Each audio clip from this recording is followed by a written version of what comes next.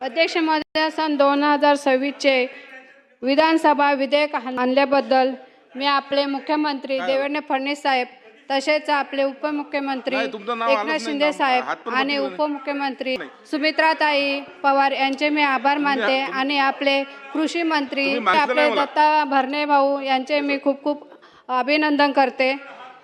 सन 2026चे सभा विधेयक क्रमांक 48 महिला शेतकऱ्या विविध कल्याणकारी धोरण कार्यक्रम योजना व पतकर्ज यांचा लाभ मिळणे अशक्य व्हावे या दृष्टीने महिला शेतकऱ्यांना मान्यता देण्यासाठी व महिला शेतकरी प्रमाणपत्र देण्यासाठी महिला शेतकऱ्यांची आधार सामुग्री डेटाबेस तयार करण्यासाठी महाराष्ट्र राज्य महिला शेतकरी निधी महिला शेतकरी सक्षमीकरण कक्ष महिला शेतकरी सक्षमीकरण परिषद व राज्य समिती स्थापन करण्यासाठी आणि तत्संबंधित व तथानुगुणक बाबीसाठी तरतूद करण्याकरिता शासनाने विधेयक आणले। या विधेयकाचे मी स्वागत करीत आहे।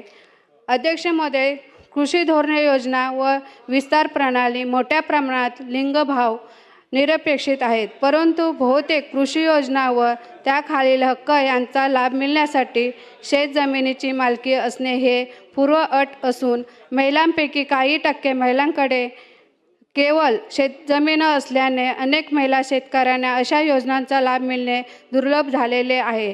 अशा प्रकारे जमिनीचे औपचारिक मालकी हक्क धारण करीत नसल्याने कौटुंबिक किंवा सामुदायिक जमिनीवर शेती करणाऱ्या महिलांची गणना शेतकरी म्हणून न करता अनेकदा शेतमजुरी म्हणून केली जाते। त्याचप्रमाणे मासेमारी, गौण वन उत्पादने गोळा करणे, कुक्कुटपालन, पशुसंवर्धन इत्यादीसारख्या बिगर लागवड आधारित संगणक अध्ययनामध्ये सहभागी असलेल्या महिलांना देखील शेतकरी म्हणून मान्यता दिली जात नाही। महिला शेतकऱ्यांना व त्यांच्या कृषी पद्धतशीरपणे न देण्याचे प्रमाण लक्षणीय आहे आणि त्यामुळे त्यांना योजना पतकर्ज व बाजारपेठ मिळण्यातील भेदभावासह परंतु तेवढ्याच पुरतेच मर्यादित नसलेल्या इतर प्रकारच्या अपेक्षेला देखील तोंड द्यावे लागते। शेती व संगणक कार्यामध्ये सहभागी असलेल्या महिलांना महिला शेतकरी म्हणून मान्यता देण्यासाठी आणि त्यांना हक्क लाभ अर्थसहाय्य सेवा व पतकर्ज मिळणे शक्य व्हावे यासाठी त्यांना महिला शेतकरी प्रमाणपत्र देण्यासाठी नवीन कायदा करणे इष्ट आहे असे शासनास वाटले, म्हणून शासनाने या कायद्यामध्ये महिला शेतकरी सक्षमीकरण परिषद व कक्ष राज्य नियंत्रण समिती तसेच महिला शेतकरी निधी स्थापन करण्यासाठी व त्यांचे आधार सामुग्री डेटाबेस संकलित करण्यासाठी व ती ठेवण्यासाठी देखील तरतूद केलेली आहे। याचे मी समर्थन करीत आहे। अध्यक्ष महोदय, राज्यात कृषी समृद्धी योजना, महात्मा ज्योतिराव फुले शेतकरी कर्जमुक्ती योजना, पुण्यश्लोक अहिल्यादेवी होळकर शेतकरी कर्जमुक्ती योजना, मुख्यमंत्री बळीराजा शेती आनंद रस्ते योजना, मुख्यमंत्री महाराष्ट्र नैसर्गिक शेती अभियान, नमो शेतकरी महासन्मान निधी योजना लागू असून या योजनेमध्ये महिलांना सन्मानाचे स्थान मिळावे याची तरतूद करण्याची आवश्यकता आहे। महिला शेतकरी आणि गोपालकालांच्या आर्थिक सक्षमीकरणासाठी विशेष योजना राबवल्या जातात। यामध्ये शेती व जमीन मालकी योजना, थेट आर्थिक मदत योजना, पशुपालन व दुग्ध व्यवसाय योजना, व्यवसाय वाढीसाठी इतर योजना राबविल्या जातात। या योजनांमध्ये महिलांसाठी किसान योजना राबविण्यात येते। शेतीपूर्वक व्यवसायासाठी महिलांना 50,000 रुपये पर्यंतचे अर्थसहाय्य दिले जाते। त्यात 10,000 रुपये अनुदान आणि उर्वरित रक्कम 5% व्याज दराने दिली जाते। परंतु राज्यात नानाजी जीवीराव देशमुख योजनेच्या अंतर्गत 3 लाखापर्यंतचे कर्ज शेतकऱ्यांना देण्यात येते। त्या योजनेचा लाभ महिलांना देत असतानाच या अर्थसहाय्यामध्ये वाढ करून किमान 5 लाख रुपयापर्यंतचे अर्थसहाय्य करण्यात यावे व ते क्षुल्लक असावे अशी मी मागणी करत आहे। अध्यक्ष महोदय, पंतप्रधान किसान सन्मान निधी या केंद्रीय योजनेअंतर्गत मात्र शेतकरी कुटुंबाला वर्षाला 6,000 रुपये व राज्य शासनाच्या माध्यमातून 6,000 रुपये असे एकूण 12,000 रुपये थेट खात्यात जमा होतात। याचा लाभ ज्या महिला शेतकरी आहेत त्यांना मिळतच।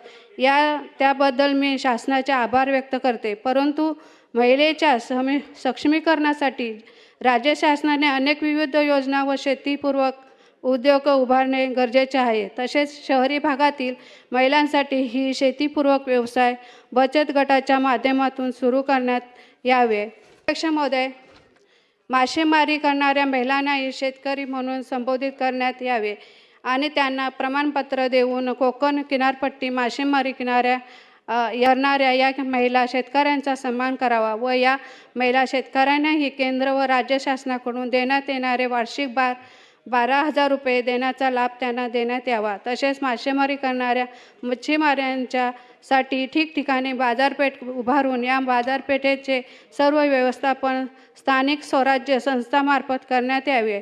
राज्यात महिलांना व युवतींना सक्षम करण्यासाठी अन्य उपाययोजना करण्याची मागणीही मी करीत आहे.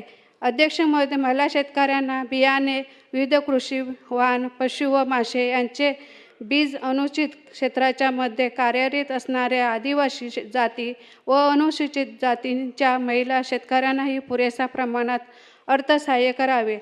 राज्यात मोठ्या प्रमाणात शेतकऱ्यांच्या होणाऱ्या आत्महत्या यापुढील काळात होणार नाही अशी दखल घेऊन पुरेशा प्रमाणात शेतकरी महिलांसाठी दरवर्षी कृती आराखडा तयार करावा व शेतीसाठी पुरेशा प्रमाणात पाणी विक्रीसाठी बाजारपेठ आणि शेतमालासाठी हमी भाव, त्याचबरोबर शहरी भागात शेतातून आलेला थेट भाजीपाला विकण्यासाठी कायमस्वरूपी मार्केट निर्माण करावे अशी मी मागणी करत आहे. अध्यक्ष महोदय, आणि जसे 7/12 ही महिलांच्या नावावर होऊ दे एवढी मी कृषी मंत्र्यांना विनंती करत आहे. धन्यवाद.